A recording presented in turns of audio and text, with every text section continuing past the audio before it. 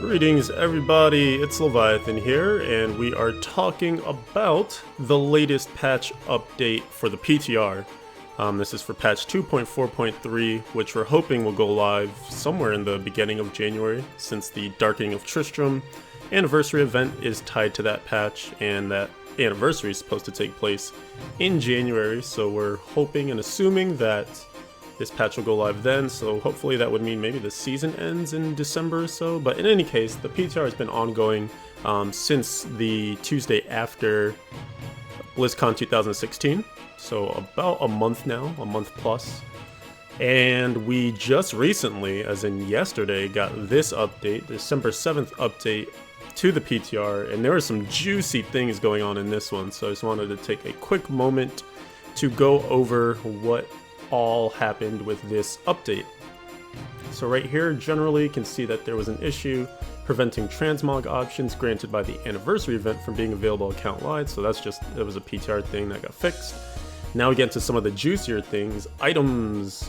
The Crusader, this was kind of previewed by Nevelistus in the forums a few days before this patch update happened. We knew that there was going to be some sort of cap coming to the Faithful Memory, and if you aren't cognizant or remembering what Faithful Memory's power was that they added to it, was each enemy hit by Falling Sword increases the damage of Blessed Hammer by 50 to 60% for 10 seconds, and now the new part is that it stacks up to 10 times as a maximum. Previously this power did not have a cap at all, and so a lot of people in the community were concerned because it was kind of bleeding into that Twisted Sword meta, something that no one wants to go back to, where it was just this forever scaling damage that you could get out, and it would mean that the Hammered In Crusaders, or Seeker of the Light Crusaders, whatever you want to call it, would absolutely be #1 DPS, and the whole like Greater Rift meta would just be to pull every single enemy into like one specific spot, so you can just have that Falling Sword on it and get a ridiculous multiplier. So now it's limited to 10. You know, this is again PTR, so subject to change before it actually goes live, but the idea here is that this should limit the power in multiplayer so that it kind of de-incentivizes pulling the entire Greater Rift to one point, but it should still make it decent for solo, where, you know, the average of your Falling Swords that you were getting on enemies was probably somewhere close to 10. Potentially you could always get it above if you did some good herding, so this could potentially make your power in solo also a little bit lower. We'll just have to see if that number gets played with a little bit more. Maybe 15 would be the best max, just some number where maybe it's like a number you can aim for but not always get to. But even in my short testing that I did before starting this video here, I was able to get 10 pretty commonly, and I couldn't honestly tell if I was, you know, being capped by that. Like, I couldn't tell if I was actually hitting 12 or 13 or so. So 10 seemed to be very common to get for the max. Anyway, moving on, the Barber is another item that had come under some fire because Witch Doctors were doing ridiculous things. There was some bugs that were going on with this thing as well, so, you know, it was hard to tell exactly how it should be performing, but Witch Doctors was doing like Greater Rift 120 plus solo, so it was clearly an outlier. So they've made some changes to it where instead of dealing direct damage, your Spirit Barrage now accumulates on the target, and when you stop channeling the casting, it explodes, dealing the accumulated damage to all enemies within 15 yards. So it looks like they just took out a multiplier on it, maybe? I'm not super sure how this item is actually working. I've seen some videos, but I haven't tested it out at all.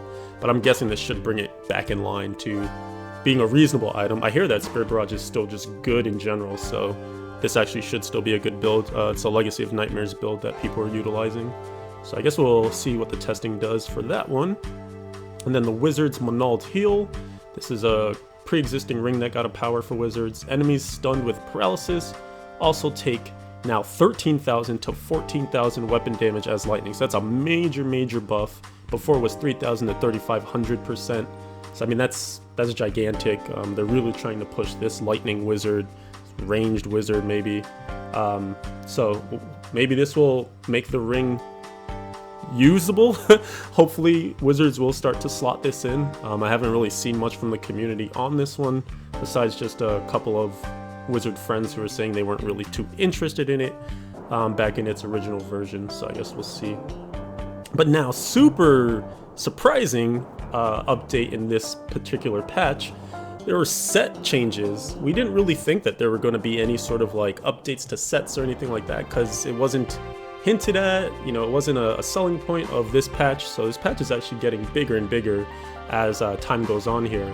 And I think these are all good changes to be happy about, because it's kind of bringing some of the old sets or irrelevant sets up a little bit, and maybe now they'll have some usage, whether it's just for, you know, speed farming or potentially getting into Greater Rift meta type stuff, but I guess that waits to be seen. In any case, the Barbarian's Wrath of the Waste set, their 6-piece bonus, got some adjustments. This was one that actually had one of those developer blogs on it to kind of state, you know, we're not happy with it, trying to figure out how we're going to update it and change it. So I guess this is potentially one of the outcomes of that. And now the 6th set bonus reads, Whirlwind gains the effect of the Dust Devil's rune, and all Whirlwind damage is increased by 400%. So that's a multiplier now on the direct Whirlwind damage, so what you are actually going to spin on, and not putting the damage into the Dust Devils, the little tornadoes that you would get. So I think this actually should bring this up a bit. And then when you also consider the fact that Skull Grasp got a power a couple of patches ago, to help out with Whirlwind, and then that also became multiplicative as well. Maybe between those, this change and that ring, Whirlwind could actually be a thing again. I know there's so many barbs that just want to be able to spin to win again.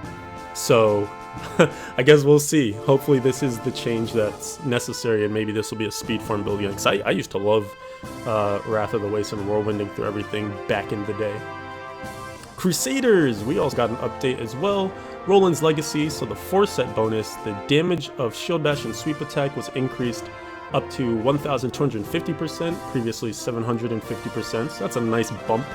We'll see what kind of extra damage output that grants, see if that pushes this setup maybe in some Greater Rifts. But of course, if you're going to increase the damage, there's always that concern about damage reduction, because Roland's tends to be a pretty squishy setup. And now in the 6-piece set bonus, we also see a change where every use of Shield Bash or Sweep Attack that hits an enemy grants 50% increased attack speed, which is the same as it's always been, and now 15% damage reduction for 8 seconds.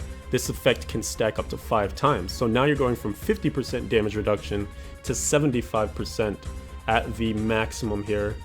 So that's a good change. That's definitely going to help mitigate some incoming damage with the Roland setup. Still not convinced that this will push Roland's into the meta, just when you look at the strength of Crusader Thorn builds, and then also just what Seeker of the Light got with the Faithful Memory. I'm pretty sure those two things will still be at the top of the Crusader tree, but maybe Roland's gets a little bit of, I don't know, a slot where you can maybe speed farm with it or something like that. Still waits to be seen. We'll definitely want to test this one out though, so let's figure out whether that's good or not. Demon Hunters, Embodiment of the Marauder, got a 6-piece set bonus update. Your primary skills, Elemental Arrow, Chakram, Impale, Multi-Shot, Cluster Arrow, Companions, and Vengeance now deal 1200% increased damage for every active sentry, and that's up 400% from what it currently is on live. This could be interesting just because there is that belt now, the Hellcat Waistguard for Demon Hunters. I know some people have been testing out the Cluster Arrow that has a rune on there that delivers some grenades, so that could be something that potentially gains from this change. But I guess I've also heard that the spenders that your sentries shoot out do not benefit from the belt, so it would be nice maybe if the grenades actually would, the ones that are generated from the sentries, would also get that bonus, because then that could potentially bring Marauders into a higher Greater Rift meta atmosphere. I don't know if anything will compete with the Demon Hunters Legacy of Nightmare setups, but maybe. So we'll see. I did see that a few people were asking about that interaction with the grenades, and Nevelist said she would check on it, so we might get some more answers on that in the future. And then for monks, in his mantra, just a little damage increase here for them. So the 6-piece set bonus now reads, gain the 5 runed mystic allies at all times, and your damage is increased by 100%. Pardon me, for each mystic ally that you have out, and that's just double. They took it and doubled it. Used to be 50%. So, you know, pretty good change for monks. Not sure Inna's is really in favor right now, but at the very least, this is kind of nice because it's kind of more their, I guess between this and Sun Wukong, kind of like more the general setup. So this could be useful, I don't know. And then this one a lot of people were surprised about because Arakir is actually in the meta right now, so it's kind of odd that they targeted this set to boost its power. But for Witch Doctor, Spirit of Arakir 6-piece set bonus, the damage of your creature skills is increased by 2400%, so that's a 900% increase. Creature skills are Corpse Spiders, Plague of Toads, Firebats, Locust Swarm, Hex, and Piranhas. So, I mean, hey, if you're in Greater Rift groups and you're a Witch Doctor, this makes your Firebat builds even better. But I guess we'll also see if they intend to keep this, or if it's just like an experiment, or again, PTR, subject to change, you never know. Lastly, Wizards, Delcyr's Magnum Opus, a set that you really haven't heard much about lately because it really hasn't been relevant for quite some time. The 6-piece set bonus got a bump. So now that enemies affected by your slow time take 2800% increased damage from your Arcane Orb, Energy Twister, Explosive Blast, Magic Missile, Shock Pulse, Spectral Blade, and Wave of Force abilities, and that's an 800% increase from what it used to be. So I mean, Firebirds is probably still going to be the top thing for Wizards, but I guess we can see if this shakes things up for them any at all. And then for the Barber, again, we mentioned there was some buggy things going on with that power for the Witch Doctor. So for PTR, since this was being tested on PTR, they fixed an issue that was causing the explosion created by this item to fail if the stored damage exceeded the target's current health. And then they also fixed an issue preventing plus Spirit Barrage damage from applying to the explosions created by the skill when equipped with this item. And then last but not least, but not to be neglected, some Greater Rift changes. There are a number of changes to improve the play experience of Greater Rifts. Greater Rift Progress Bar now displays the percentage completion at the end of the bar when it is nearly filled, which I did see on the latest PTR when I played through it a little bit. It's a nice change, and then monsters should now be more evenly distributed on each floor in Greater Rifts, and then along with this, the experience in Greater Rift progression awarded for defeating many smaller monsters has been increased, because this was a big complaint we saw in the community that, yes, they increased the density, but what that meant was we were getting a lot more of the like small trash mobs, like those tormented stingers, a lot of the bees, things like that, that basically grant you 0 to very little progress throughout the Greater Rift. So even though you were getting a lot more density, it wasn't very meaningful density. So now we should see, even if we're still getting a lot of those smaller creatures, we should still be moving through the Greater Rift, progressing towards that Guardian at a more expedient rate. So hopefully this helps to kind of normalize things and make each Greater Rift one that is potentially successful and, not going to be fished around, I guess, won't be skipped or won't feel like you're punished for sticking in that one. And last but not least, players would now get an extra chance to upgrade their legendary gems if they do not die in the Greater Rift. This was already in the PTR, it was just not documented, so it is now in the notes. So for all of us hardcore people, this is like a permanent thing, unless you die. Hopefully you don't die. And then for all you softcore players, this is motivation to get through your Greater Rifts without dying.